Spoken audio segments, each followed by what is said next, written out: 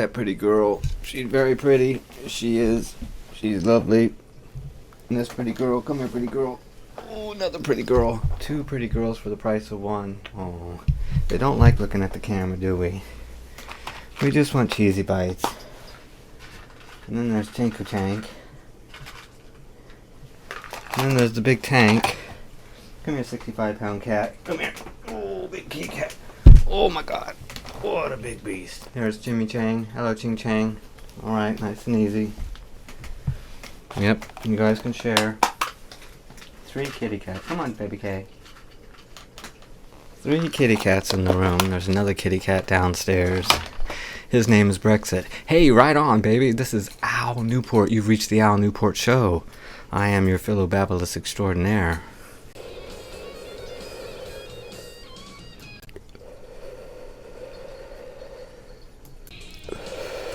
Well, right on, faggot. As I said, you've reached the Al Newport Show. I am Alexander T. Newport, your Philobabblist Extraordinaire. This is Philosophy 101.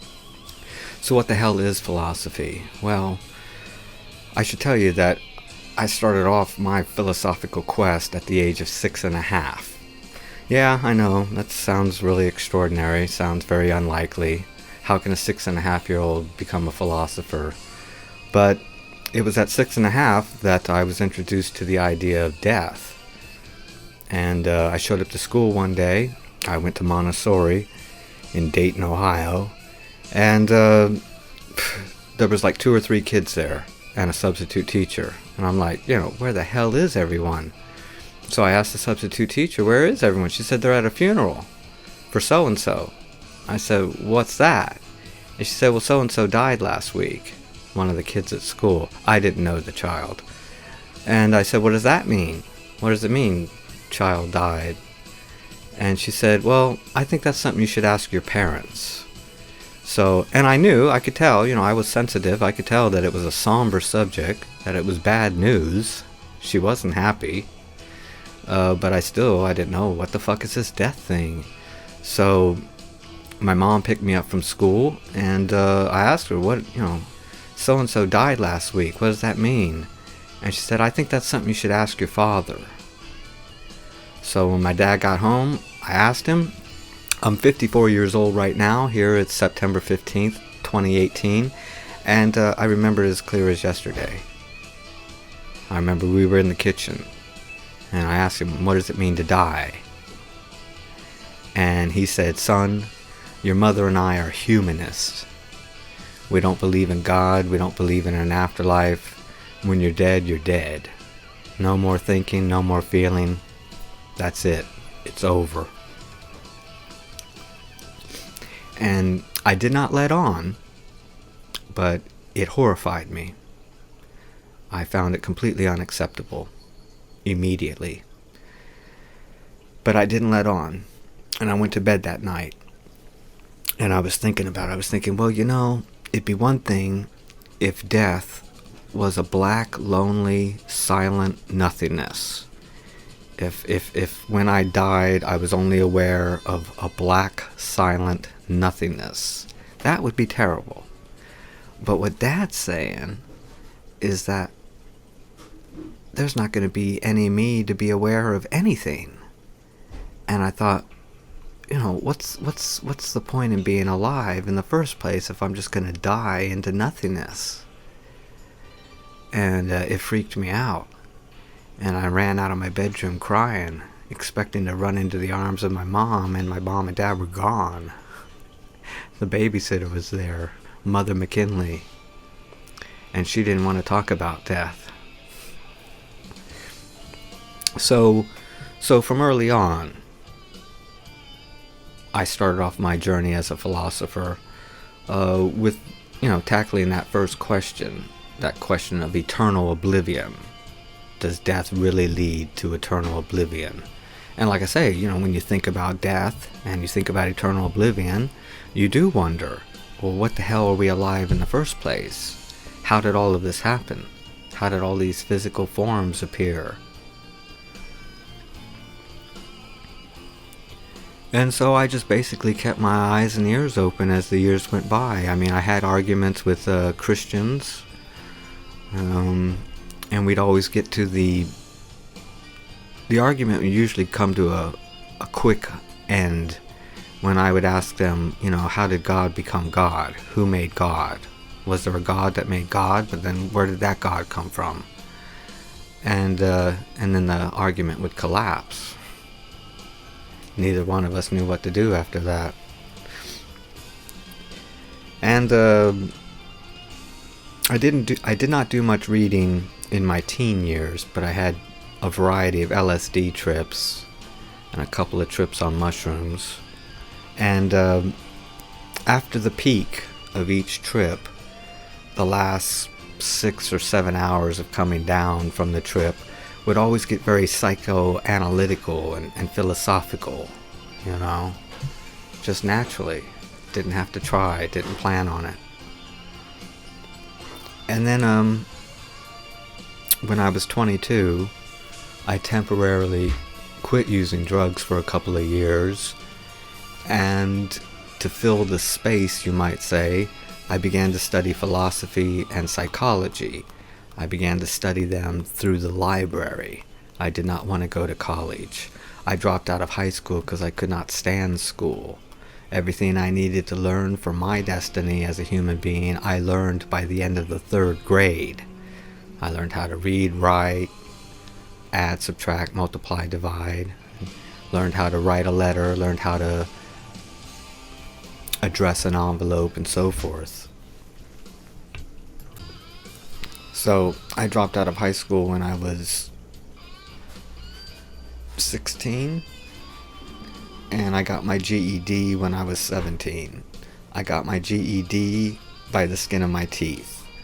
I did not study for my GED, not one little bit. I basically passed the GED with an 8th grade education. And I mean, I got the minimum score, but I passed. And like I say, I passed with an 8th grade education. Even though I dropped out about the 2nd month of my 10th grade, I only showed up to classes sporadically during 9th grade. But the point is, so I had no intention, no desire to go to college. But I wanted to study philosophy and psychology, so just use your common sense. Go to the fucking library, go to the philosophy section, go to the psychology section, grab some books and start reading, Jack, Plus at that time I was a security guard in Silicon Valley, California, mostly Sunnyvale, California, and I preferred to work the graveyard shift. And a lot of the security guards were college students who would go to school during the day, and then they would work a swing shift security guard job. They'd work from like 4 o'clock in the afternoon to midnight. Like I say, I would come on to work at midnight, and so I asked a couple of them if I could borrow their Psychology 101 books and their Philosophy 101 books, and I did. And after a while of reading what academia had to say about philosophy and looking into the works of who academia celebrates and champions, and even though I didn't know the 3 questions at the time, I knew that there were questions, fundamental questions, that were not being addressed by these brand name philosophers. Mostly Europeans. Most of them, that are heralded, that are championed as brilliant, awesome philosophers, they don't even address the fundamental philosophical questions. Like I said, I didn't know at the time what they were, I just knew they weren't being answered. I wasn't being satisfied by anything that I had to read from any of those brand name famous philosophers.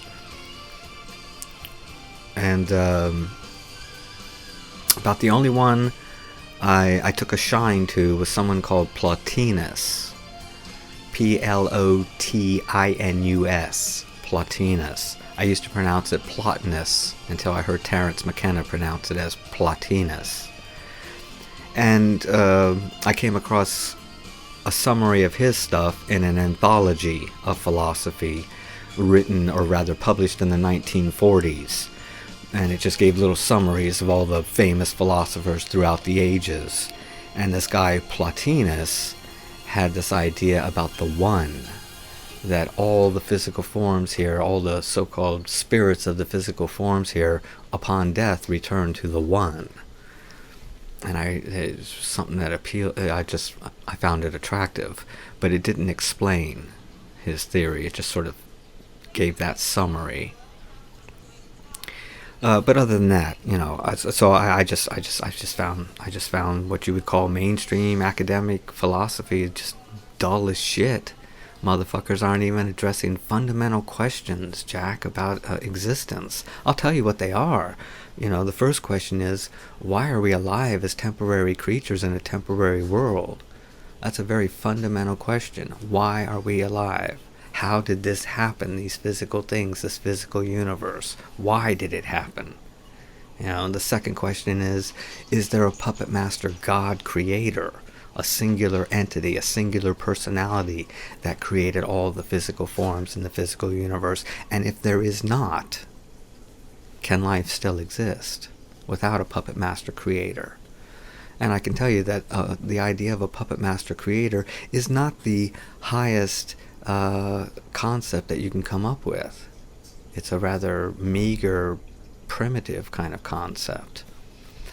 And then the third question is, what happens when we die? Do we really stop thinking and feeling forever and ever?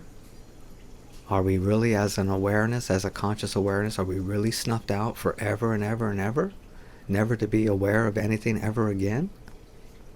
Those are three fundamental questions. Why are we alive? Is there a God? What happens when we die? And those motherfucking philosophers, those brand name philosophers, if they addressed it at all, they only, skirted the surface and probably babbled something related to the fucking Bible, So being utterly dissatisfied with what I had to read about philosophy and psychology as well, I had to go elsewhere. I think the first kind of weirdo area that I branched off into, which is forbidden by the intellectuals, because as a philosopher, you cannot leave any stone unturned. You have to turn over every stone, even if it's in the forbidden area. You got to go there, see why it's forbidden. And so I think my first foray into weirdness was Edgar Cayce books. Read about this bloke named Edgar Cayce, and that led me to books by Ruth Montgomery and Arthur Ford, and yes, eventually Shirley MacLaine. And it took me into books about trance-channeling, and took me into books by Seth, written by Jane Roberts, which is just absolute fucking diarrhea. Pure diarrhea. I mean, it might have a couple of little sparkles of cosmic consciousness, but just only a couple, and it's engulfed in thousands of pages of just diarrhea gibberish that pretends to be making sense. But yeah, so I branched off into books about psychics, books by trance channelers, books by people who claim to be on fucking UFOs in outer space, books written by people who claim aliens from outer space are psychically channeling them information to write down and publish, books by people who are channeling other dimensional entities, and read books about people's near-death experiences, out-of-body experiences, astral projection, all that stuff. I had to, because the what you would call proper philosophy books were just utter fucking drivel. So just had to keep looking. And like I say, even going through all those books, the weirdo books, and got into books about Zen, books about various Eastern religions, books about Confucius and other Chinese philosophers, read about Indian gurus, what they had to say, read biographies about them, loads of biographies about Zen masters and gurus and so-called teachers and enlightened people. Read books about and by Timothy Leary, Ram Dass, John Lilly,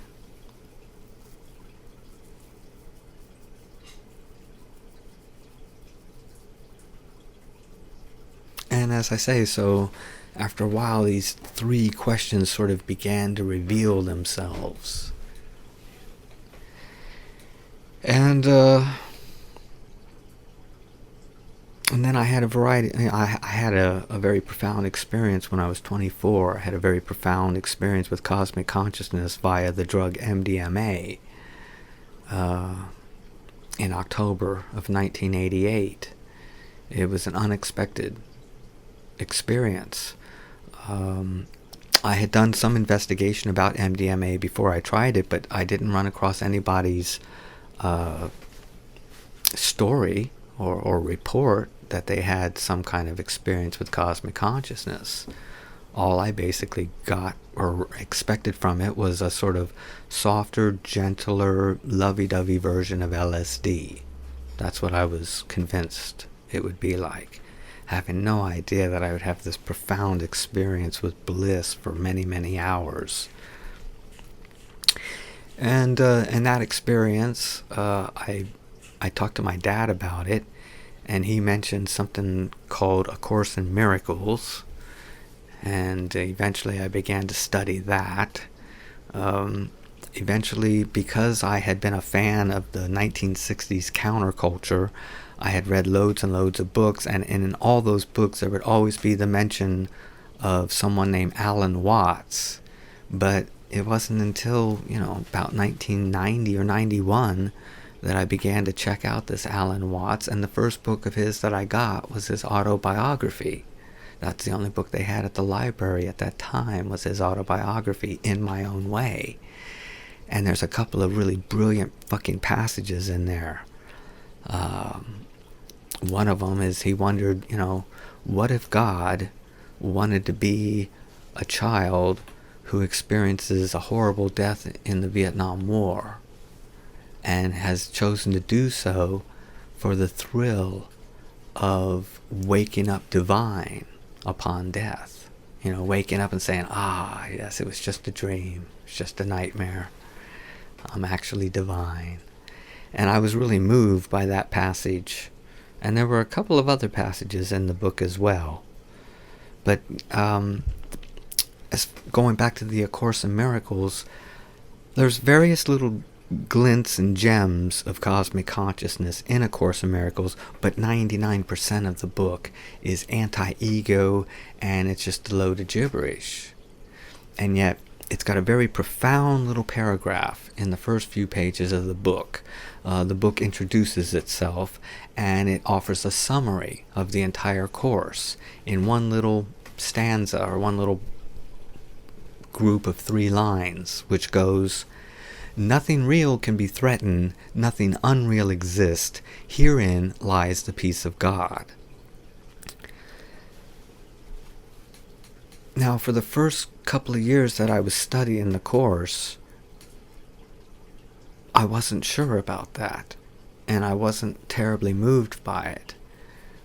But eventually, it clicked on me. Nothing real can be threatened, nothing unreal exists, herein lies the peace of God. So it's telling you God is at peace. Why is God at peace? Because nothing real can be threatened. Well, then what is real? What is real if it cannot be threatened? And God is at peace because what is real cannot be threatened. Well, the answer didn't come straight away. It did not come straight away. But after years and years of mulling it over and grokking it, and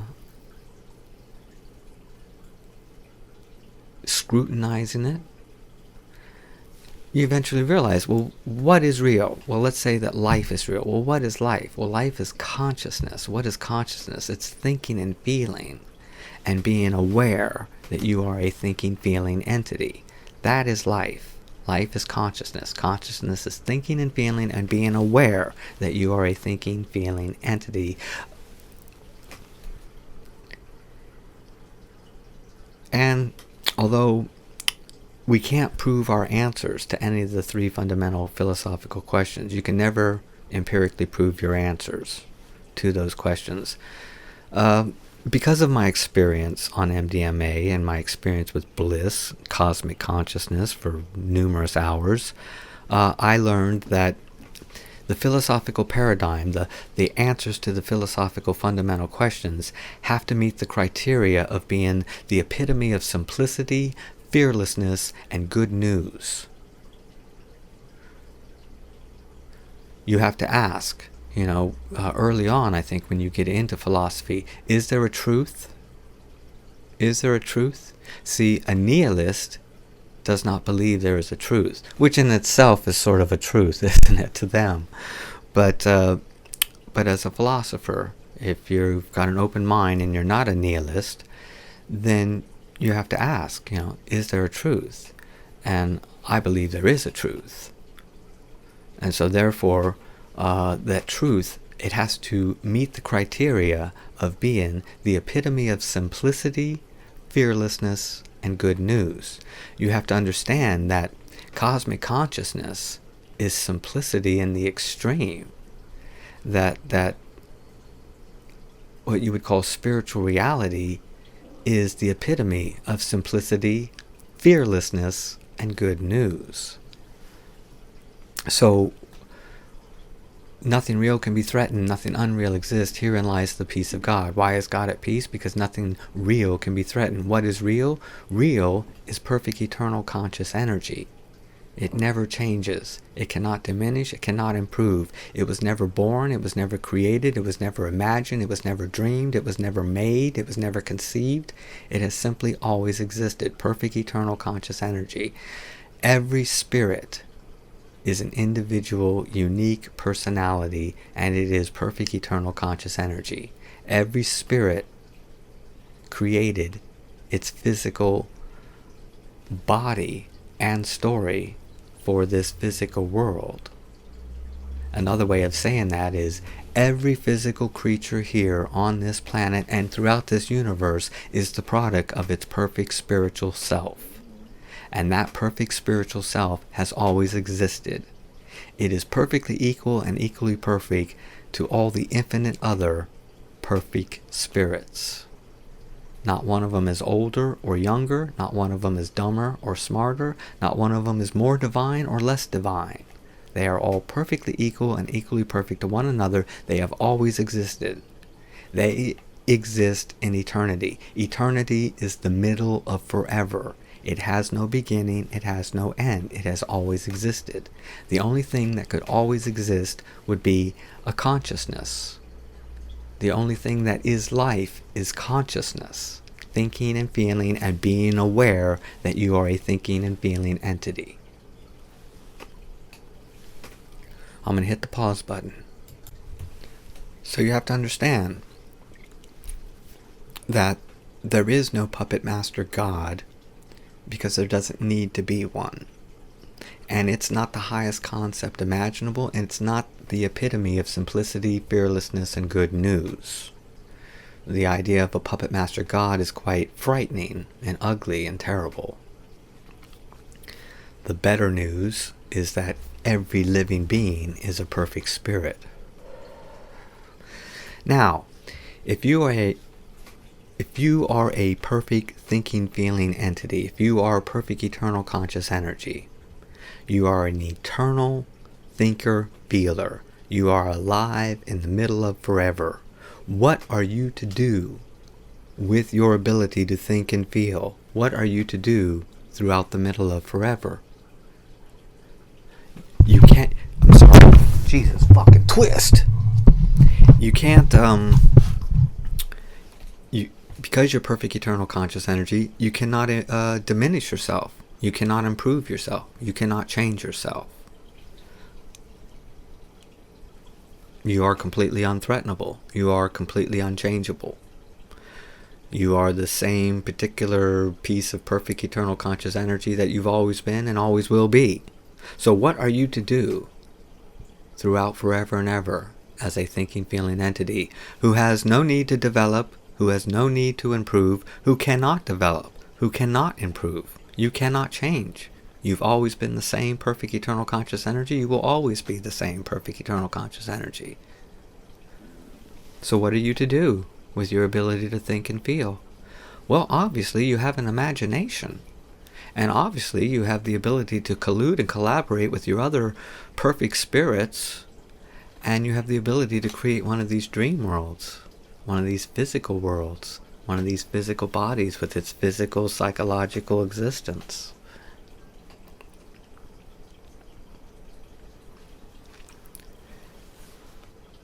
So you have the ability to dream one of these dream worlds. You have the ability in your home state of awareness, which we could call reality heaven, or you can call it your original reality. Whether you call it the original reality or our home state of awareness or reality heaven, it's what you wake up into. It's what you return to consciously when you die as a physical creature.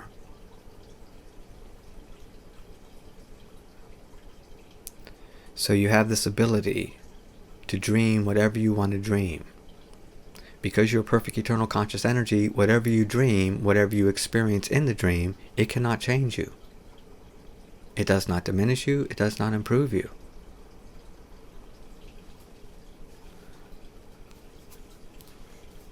So naturally, I guess once in a while, you're going to dream a happy dream, aren't you? But because you have all of forever and ever and ever to dream every dream imaginable, which you will not accomplish, you'll never dream every dream imaginable, you're naturally going to dream some kind of weirdo, crazy, fucked up, no pain, hassle, no hassle, joyous nightmare, like this fucking world that you're in right now. Because you have nothing better to do with your consciousness. In your home state of awareness, which we can call reality heaven, you can call it the spirit world, there's absolutely nothing to maintain. So when you're not conceiving and scripting a dream self and a dream world and a dream life, you're resting in peace. And resting in peace means you're basically not thinking anything at all. You have no need to think anything at all. You can just sort of out, sort of like a mushroom, just sort of because you have no physical body, you have no eyes, no mouth, no tongue, no stomach. You don't have a physical body. That means you have nothing to protect, you have nothing to defend, you have nothing to feed, you have nothing to maintain. The only things that you can do in your reality, in your home state of awareness, is you can think whatever you want to think, you can feel whatever you want to feel, and you can dream whatever you want to dream. And that's all you can do in reality heaven. And so when you're not scripting or living out a dream, a temporary self in a temporary world, then you are resting in peace. And you are not thinking about anything. Because there's nothing you have to do in your home state of awareness. There's nothing you have to think. There's nothing you have to avoid thinking about. There's nothing you have to avoid feeling. There is no fight between good versus evil or any of that bullshit. Your home state of awareness, just like you, never ever changes. It's completely unthreatenable.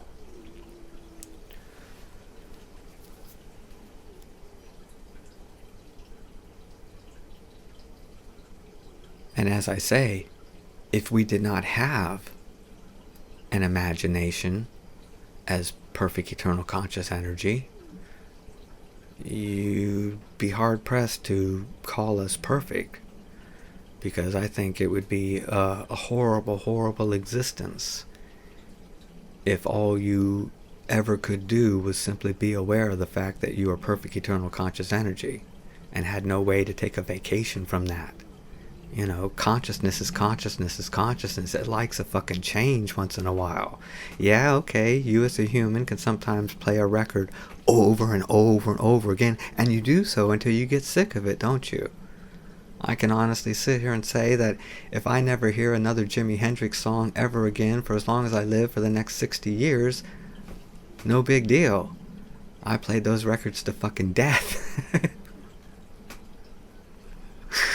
I mean, I played them over and over and over. But the point is, think if you could not change the record. Think if eternal life was you listening to one record play over and over and over. That's what it would be like if you did not have an imagination and the ability to collude and collaborate and script out one of these dream cells, one of these dream lives, one of these dream worlds. So that, and in order to experience this physical face, this physical universe, we had to deliberately and intentionally and consciously choose to forget that we are perfect eternal conscious energy. We had to choose to forget that we were the authors and the creators of this physical self and its psychological and physical destiny. You eventually get into the issue of free will versus destiny. And you realize, after a long time of thinking about it, many years, fighting it, going back and forth, scrutinizing it from different angles, different moods, different circumstances, situations, and conditions, I was unsure about it for years. And so I tentatively came to a temporary conclusion, and I knew it was a temporary conclusion, that what if it's like 51% destiny and 49% free will? What if that's what this particular physical life is, you know? But I knew it was illogical. And yet it took years for me to realize and feel completely convinced that it has to be 100% one or the other. It's just, logic dictates that. Simple, genius, core logic demands that. It says that you cannot have 99% free will and 1% destiny. You can't have, 70% destiny and 30% free will. It has to be 100% one or the other.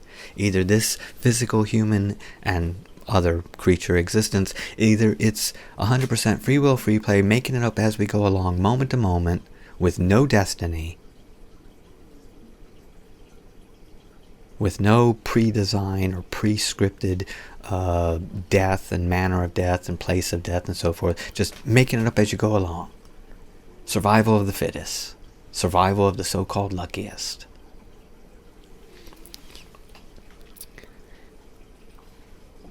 That means, genetics are just some kind of luck. They were never planned, they were never intended. And people with extraordinary talents and so forth, it was never planned, it was never intended, just the luck of the genetics. It's either 100% free will, free play, making it up as you go along, moment to moment, with no fucking destiny whatsoever. Or it's 100% destined. That means every moment of this existence, both physical and psychological, has been thought out before the Big Bang.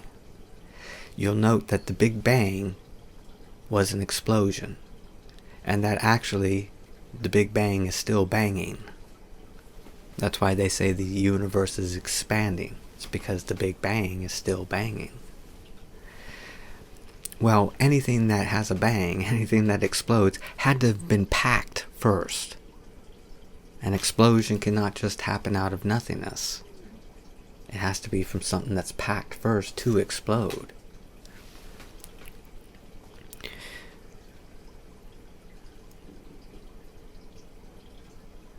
So, here's the thing. We're perfect eternal conscious energy, actually. We don't have physical bodies. If we look like anything, we look like a unique gem of light. And that's it.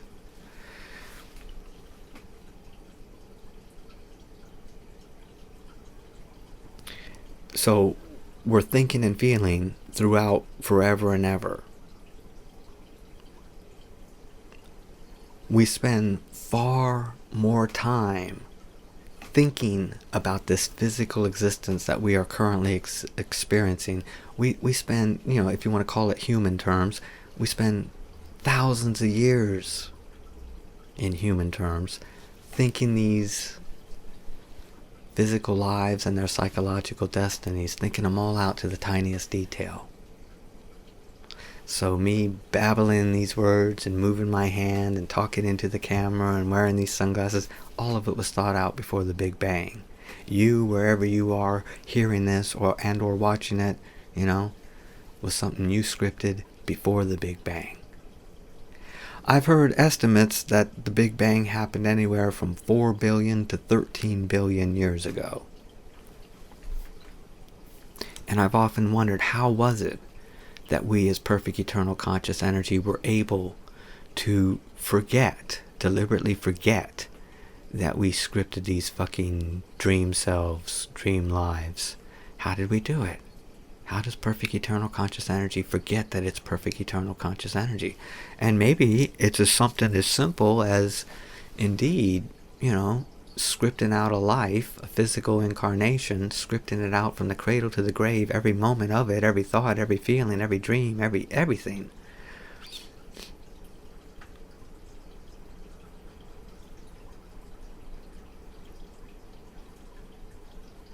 Maybe the point is, having thought it all out to the tiniest detail, and then having to wait, somewhere between 4 and 13 billion years before we actually manifest. Wow. I mean, it's possible. And people who argue about, there's no time in reality heaven, there's no time in the spirit world. Well, I don't think there's any kind of measurement of time, but I think time is just the eternal flame of consciousness. Time is just a sense of the ever-burning flame of consciousness. And there must be some kind of memory, going on with consciousness as spirits. And you'll note that, I note I'm 54 years old, and I'm still the same 8-year-old that I remember being, consciousness-wise. And it's still me. Yeah, I've got a lot of memories built up since being 8 years old. Maybe I behave differently than an 8-year-old, but it's still, I'm the same fucking consciousness. And I believe that we are the same consciousness from even when we're just a clump of cells in our mother's womb. I believe that we were as conscious then as we are now. In other words, you consider yourself an adult consciousness. Well, I believe that so-called adult consciousness is the same consciousness you had as a clump of cells. It's just we don't remember it because there's nothing much to remember about having the experience of being a clump of cells. There's not too much to remember as an experience being a fetus. Because there's just not much going on. There's not much to record, you might say. And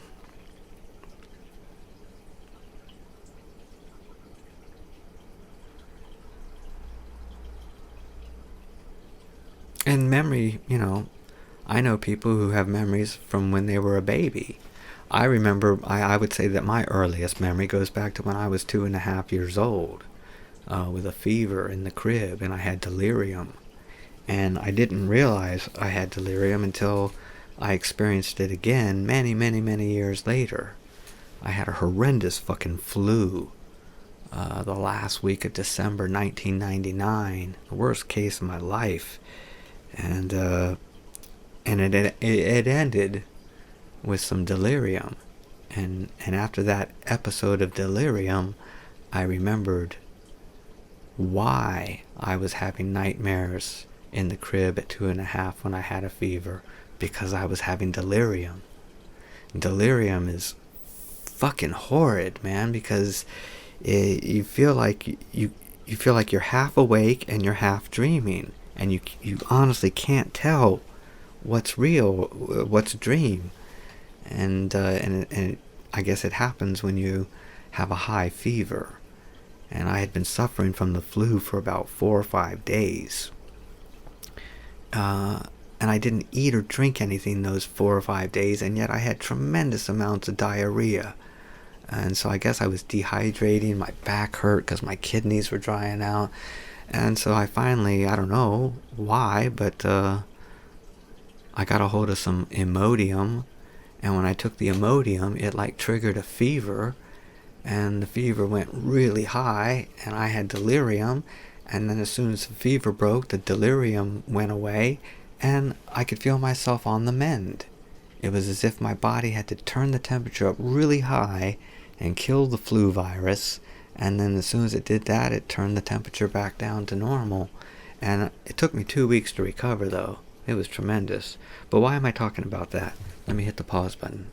Yeah, we were basically just talking about delirium, weren't we?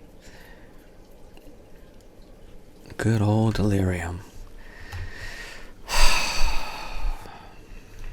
Not fun. Not fun at all.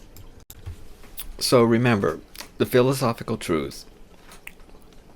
It's something that you cannot prove empirically. And therefore, you're talking about a little leap of faith, aren't you?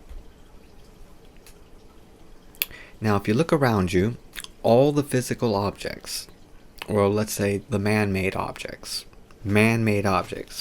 glasses, bandana, shirt, computer, microphone, all the things that are in your room, the clothes that you're wearing. You have to admit that all these man-made objects, the houses, the pipes, the sewer systems, the electricity, blah, blah, blah, blah, blah, all these, well, not electricity, but the fact that we run electricity through wires and cables and so forth, all these man-made objects began as thoughts first, right? You know, the lighter, it didn't just pop out of nothingness, did it? It didn't just suddenly appear, whoa, here's a lighter. No. Some motherfucking human being had to say to himself or herself, I want to make a cigarette lighter, or I just want to make a lighter. And I want to make it the color green, and I wanted this and I wanted that. And so they had to think about it, didn't they? And in order to make this manifest, it had to have been thought about first. And you see where this is going, don't you? Well, these nature-made objects, the humans, the animals, the fish, the bugs, the flying creatures, the trees, the plants, you know, all these nature-made objects, they couldn't just appear out of nothingness like a lighter that appears out of nothingness. So obviously something had to have thought about those things first in order to, you know, design them and in order to make them manifest. And the primitive answer or idea as to what that thing was, that is some kind of puppet master god. But like I said, that's not the highest concept possible. And it's not the simplest concept possible, and it's not a fearless concept either. Remember that the philosophical truth, whether you call it the philosophical truth, the spiritual truth, or the enlightenment truth, or the cosmic consciousness truth, all one and the same thing. They have to be the epitome of simplicity, fearlessness, and good news. So, I say that calls for a toast. What do we got? We've got these various little bottles of tequila. Yes, just a little taste. Just a little taste. We will say to Benny Bear,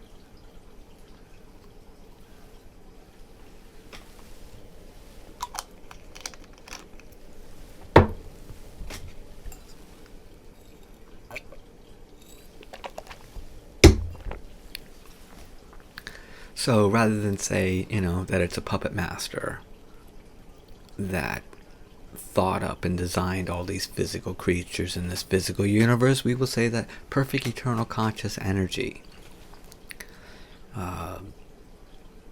which is what a perfect spirit is, perfect eternal conscious energy. So every physical nature-made creature here is the product and creation of its perfect spiritual self. And when it dies, it automatically, instantly, and unconditionally wakes up in its original reality, its home state of awareness, reality heaven, the spirit world. It is the epitome of spiritual sanity and sobriety. That is your home state of awareness. Spiritual sanity and sobriety. You don't have to do a thing to maintain it. You just automatically remember you are perfect eternal conscious energy, perfectly equal and equally perfect to all other spirits, to all other consciousness.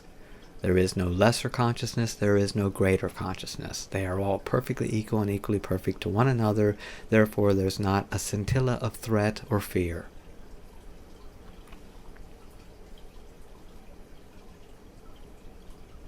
So, throughout eternity, what's perfect eternal conscious energy supposed to think about and feel? So naturally, it dreams one of these fucking ridiculous dreams. No doubt, once in a while, throughout the middle of forever, it dreams a happy dream, where there is no pain, there is no fear, there is no hate, there is no racism, there is no money system, there is no bullshit of creatures charging each other for food, shelter, and fucking medical care. Yeah. But you can understand that, consciousness is consciousness is consciousness. Perfect eternal conscious energy doesn't want to play the same fucking movie, doesn't want to be in the same dream like a broken record over and over and over. And so you will end up with one of these ridiculous, recalculous dream worlds, where everything we fall in love with dies, and it doesn't just, lay down its head and go to sleep like Alan Watts and die quietly and peacefully in its sleep. No, it has to fucking go through convulsions and heart attack and stroke and dementia and all kinds of other bullshit, ripping your fucking heart to shreds. After the death of a loved one, man, you feel like a fucking wreck. You feel like you've been through a fucking tumble and a rumble, man. You've been run over by a truck numerous times. My beloved Benny Bear died a couple of weeks ago, the 17th of August. I don't even want to talk about it. It was terrible. But he was 12 years old, 12 years and 5 months, and that's the top end of average for a Cavalier King Charles Spaniel. And he was a perfect gentleman. And it's best not to talk about it. So, even though we know that all living beings are actually perfect eternal conscious energy, even though we know that the dog we called Benny was actually perfect eternal conscious energy and could have been a human, could have been a human like Albert Einstein, could have been a human like Adolf Hitler. It chose to be a dog. And even though we know that when it died, it simply woke up and remembered automatically that it is perfect eternal conscious energy, and that thing it just had, that experience it just had, was a dream that it had pre-planned before the Big Bang. Even though we know this, doesn't matter. Having to watch him deteriorate, having to watch him die, ripped my fucking heart to shreds. Really, like a fucking fist going right through my heart. Just fist size of heart gone. Because I'll tell you, I've been through the whole spiritual enlightenment bullshit. Having started my quest from the age of 6.5 in the year of 1970, I've been through all the fucking twists and turns and the phases and periods where, lovey-dovey, fearless, detached, you might say, seeing everything as just a dream world, and yet remaining emotionally detached, reaching, what you might call the summit, and then realizing, now that you consider yourself to be enlightened, now that you see that it's all just a dream world, and that you spiritually are responsible for your physical existence, we can either kill ourselves now, die at the top, so to speak, or we can go back down into the valley and rejoin the dance, man. And that means get stuck in, because I can tell you, motherfucker, that reality, heaven, the spirit world, our home state of awareness is fucking Dullsville. It's a beautiful place to rest, man. It's our eternal home. It's a nice resting place, but after a while it gets fucking dull. And even when it's not dull, it's monochromatic. Do you understand? It's silent, which is beautiful. It's blissful. It's a you might almost say it's a virtual silent nothingness. Almost. And monochromatic describes it quite well. And so the point being that one of these dream worlds with all these fucking different emotions, this is where all the color and action is. There's no fucking reward in heaven, bitch. Yeah, there's rest. And there's, spending thousands of years conceiving and scripting one of these dream selves. But all the color and the action, all the different emotions, they're only available within the dream. And so, like I say, you realize you either kill yourself or you get stuck in. You're here to fall in love with things that are gonna fucking die, and it's gonna rip your fucking heart to pieces, and you're gonna drown in grief. That's what you're here for. There ain't no grief in heaven, bitch. Ain't no titties to suck, ain't no pussy to look at, or fuck, or lick, or nothing, Jack. There's no fucking puppies, there's no kittens, there's no dogs to hug. There's no sunsets, there's no moonrise, there's no snow, there's no cactus, there's no cigarettes, there's no marijuana, there's no fucking tequila, there's no beer for you beer lovers. Fuck no, Jack. This is where all the color and action ends. This is where all the fucking appetite and the temporary satisfaction of that appetite. It's all here, baby. The crying, the depression, the suicidal despair. This is all beautiful color to us as spirits whose home state of awareness is monochromatic bliss.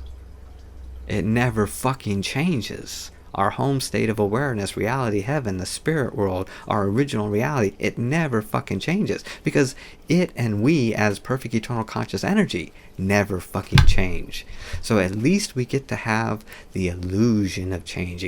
At least we get to experience these dream worlds, these spiritual movies, where we forget we're perfect eternal conscious energy. Where we get stuck in and get lost in the story, get lost in the drama. Get caught up in the politics and this and that, the ambitions, the aspirations. This is all really quite beautiful and extraordinary. Even though it sucks in many different ways. And I'm fond of pointing out, though, that if you observe your life from the cradle to the grave, you'd have to admit that about 75% of the time things are okay. They're not necessarily perfect. You don't have a sense that they're perfect necessarily. You don't have a sense that it's great to be alive. But they're okay. It's like 25% of the time scattered throughout that 75% of the time. 25% of the time are the surprises, the hassles, the fines, the troubles, the arguments, the fights, the misunderstandings, and the grief, and the illness, and the injury, and the disease, and, Yeah. So you'll note that every single physical creature here, from the cradle to the grave, has a soap opera life. They have a life of pain and no pain. You will note, if you look at your own human life and those human lives that you've known throughout your life, you will have to agree that it does not matter what you believe or disbelieve, what you believe you know or don't know, what you do or don't do, how you behave or don't behave, doesn't matter.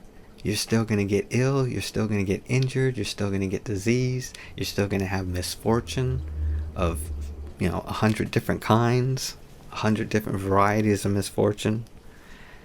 No matter what you believe, no matter what kind of rituals, no matter what kind of practices, no matter what kind of schedule, no matter what kind of routine, no matter how well you look after your health, no matter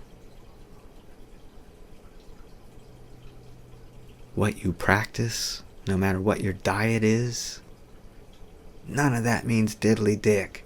You're going to suffer off and on from the cradle to the grave, no matter what, because you designed it that way. Nobody else, no puppet master God, no invisible they, no so-called spiritual teachers. No, no, no, baby. You did this to yourself, and you intentionally chose to forget it. Now, here's the thing.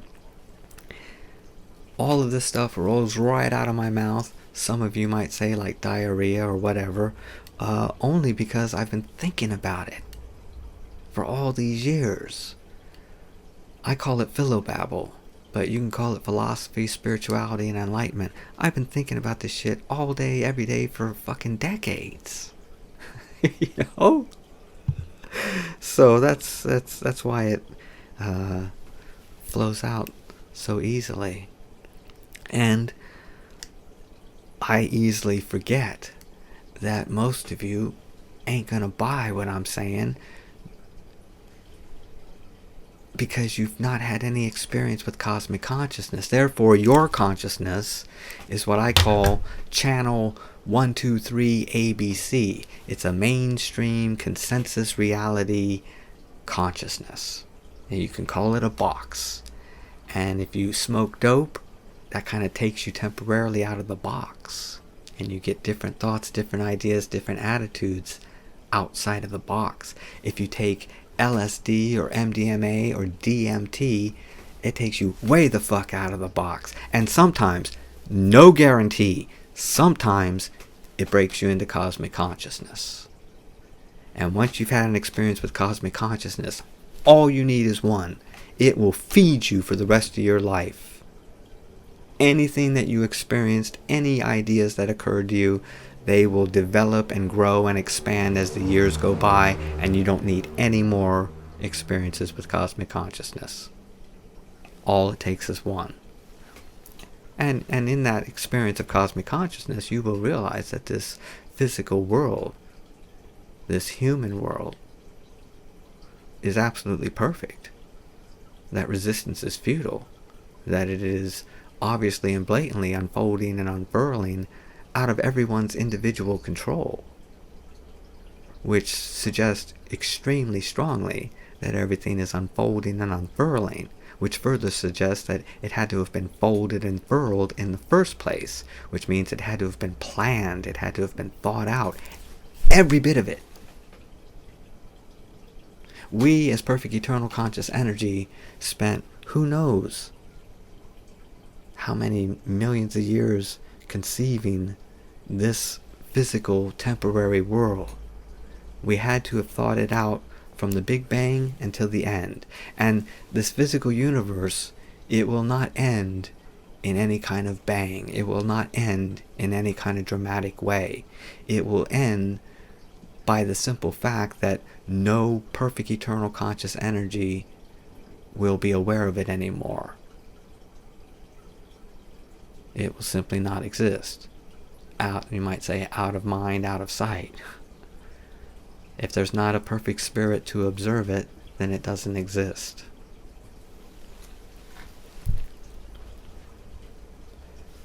So as I say, unless you have the ability to get outside of your box of your everyday mainstream society consensus reality, then the idea of perfect eternal conscious energy just isn't really going to ring your bell, man. You know? And the idea that every physical creature is the product of its perfect spiritual self. And I address again the pain, the pain, the pain. You say, why? Why? If we're perfect eternal conscious energy and we can dream any dream imaginable, and in fact, it is our goal to dream every dream imaginable, even though we will never ever be able to accomplish that, why would we dream a dream that involves pain? Where our dog dies, where puppies are mistreated, where children are kidnapped and tortured and murdered, children die of fucking cancer. Why? And I'd say, well, because it's eternity. It's the middle of forever. We're going to dream every dream imaginable, or we're going to attempt to dream every dream imaginable. So, obviously, once in a while, we need a dream that's crazy and fucked up like this one. At least the appearance of being crazy and fucked up. It makes a change. It's a different record, isn't it? Don't want to live a happy dream every time we dream. And I'm not the first one, of course, to come up with the idea that this is a dream. I mean, there was that old Chinese dude who said, what if I'm a bumblebee dreaming that I'm a man? And Alan Watts, towards the end of his life, started talking about, what if you as a human each night could go to sleep and dream any dream imaginable that lasts for 8 hours, and yet within that 8 hours, within that dream, you are able to live a life of 70 years. And he suggested that, at first, you would dream happy dreams. You would dream of orgies and gluttony and, whatever, right? Paradise. Human paradise dreams you would dream. After a while, that get a bit boring. And so then you start dreaming some dreams that have some adventure. Bit of adventure. You get to be a white knight in shining armor or whatever. Or maybe a dream of where, you have to run from monsters. And eventually, you would get to the type of dream such as the one we're having now. You would want to dream something as bizarre and peculiar as this fucking human experience has been for all of us.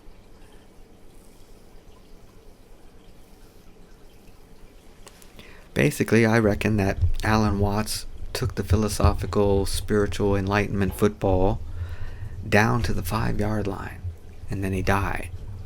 Because in the last couple of years of his life, and his lectures are far superior to his books. In the last couple of years in his lectures, he began to talk about this dream idea. What if you could dream any dream imaginable, and pointing out the fact that eventually you would get bored with dreaming happy dreams.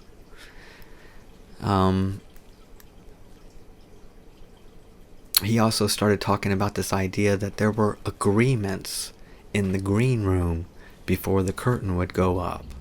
So he wasn't articulating it the way I'm articulating it, but what he was going towards, what he was gonna say had he lived longer, was that this idea of the green room is the idea of perfect spirits scripting in collusion and collaboration with each other these spiritual movies, such as this one that we're living right now. And he said the agreements, such as, I will be the victim and you will be the victimizer. We will play that game. I will be the boss, you will be the employee. I will be the dad, you will be the son. Agreements, collusions and collaborations in the formation of a script. And as I said earlier, you have to have it either one way or the other, free will, free play, or predestiny.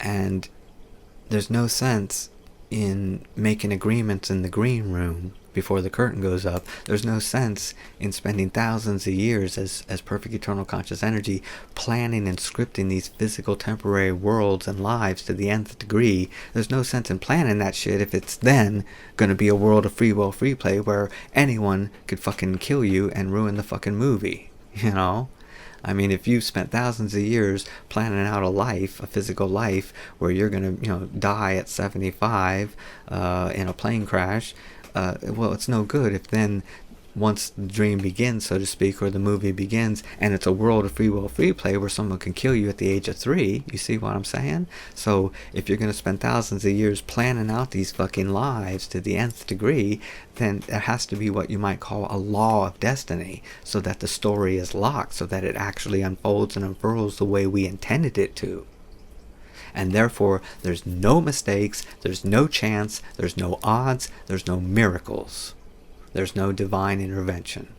There are the appearances in this illusory world of those things, But none of those things is actual. There is never any actual divine intervention going on. There is never any actual miracle going on. There are never any actual mistakes. There are no odds, there is no luck, there is no chance. It's all a script that's unfolding and unfurling moment to moment.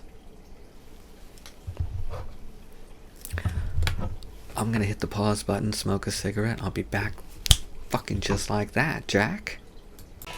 Now, what I'm about to say next will no doubt piss off some people. All three of you that watch these videos, one of you will be pissed off about it. But, and that is, I've noticed, at least internet-wise, I'm the only Philobabblist extraordinaire. I'm the only philosopher on this fucking planet, it appears. It's not true. I don't obviously know every person on this planet, so... But I would have to say, at least in the world of the internet, the World Wide Web, I appear to be the only philosopher talking about perfect eternal conscious energy. I'm the only motherfucker saying that every physical creature is the product of its perfect spiritual self. That what you look at as the worm or the snail or the fern or poison ivy or the cactus or the chicken or the goose, the kangaroo, the elephant, any of those spirits that are being those particular roles, those particular forms, those particular creatures could have chosen to be human. And anyone that's currently a human could have chosen to be any other physical creature. There is no spiritual hierarchy. In reality heaven, we are all perfect eternal conscious energy, perfectly equal and equally perfect to one another. Not one of us is older or younger, dumber or smarter, more divine or less divine. Now, if there was anyone else talking about perfect eternal conscious energy, I would shake hands with them, so to speak. I would make a mention of them. I've not seen not one person in the fucking world of YouTube, that's for sure. And not one person in the fucking world of Gab. Or just any particular Google search or DuckDuck search. I'm the only motherfucker talking about perfect eternal conscious energy. I'm the only motherfucker telling you that you are the fucking creator. Not you as the human, but you as the consciousness. So, there's you that's perfect eternal conscious energy. You are an eternal awareness. You are an eternal consciousness. You are an eternal personality. And you are experiencing this physical human self with its psychological makeup, with its proclivities, its inclinations, its gravitations, its aversions, its fears, its phobias, its worries, its disappointments. That self is temporary, along with its memories, its guilt, its shame, its assessments, its judgments. That's the human self. That's the thing that you created as a perfect spirit.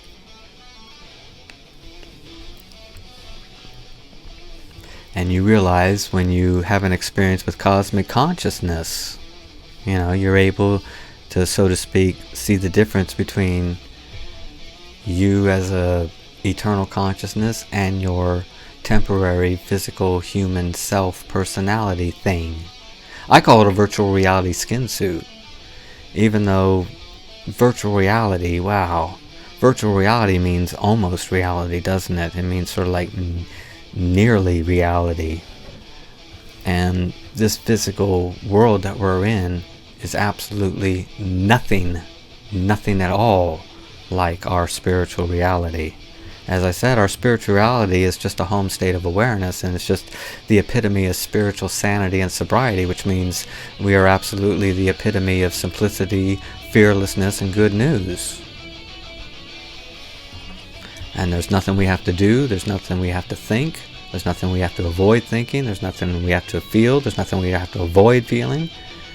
So you either just rest in peace in your home state of awareness until you get bored with that and begin to plan out and script one of these spiritual movies.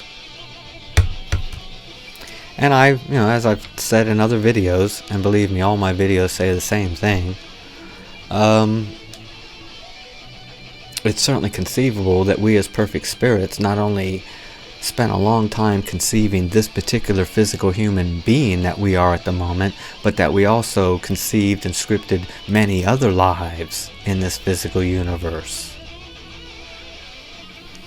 So what I'm saying is, if you are going to have any other incarnations after this human one, they've already been planned. You already planned them before the Big Bang. So even if you're due to incarnate here as some kind of fucking bird 10 million years from now, it's something that you already conceived and planned before the Big Bang. I estimate, and I agree, and I admit it's just a number out of my ass, but for some reason it's what comes to me, that in a manner of speaking, this particular physical universe, not this Earth, but the physical universe that the Earth is within, will last 1 trillion years. So my guess is we have probably scripted for ourselves millions of different lives, millions of different forms, from the Big Bang to the end, and we did it before the Big Bang.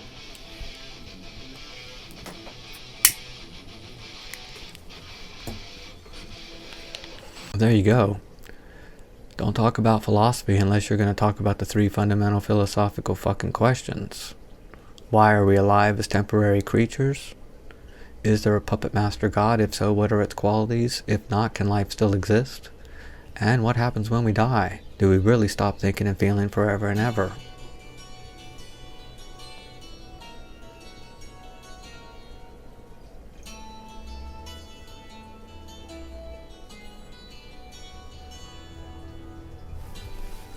I'm going to hit the pause button.